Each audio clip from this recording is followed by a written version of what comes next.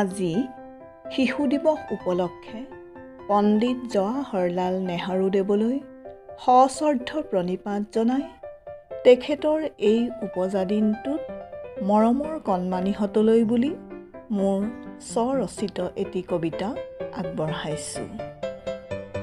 কবিতাৰ শিৰোনাম আহ্বান। আহা আহা অকণিহঁত মইনা মাইনীসকল, গঢ়ি লোৱা সুখ্যাতিৰে জীৱনৰ সমল। জ্ঞান জ্যোতিৰ জ্যোতিকণা লোভি তুমি ধন্য হোৱা, ধন্য কৰা মানৱ সমাজ।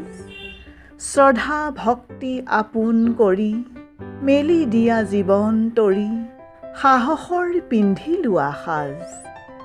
পঢ়া শুনা শিল্পকলা সকলোতে মন দিয়া, যোগ ব্যায়াম নৃত্য গীত আৰু অভিনয়, নিশ্চয় জানিবা ই জীৱনৰ ৰূপ।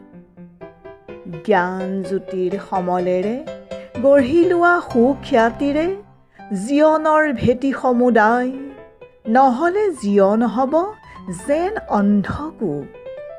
ধন্যবাদ।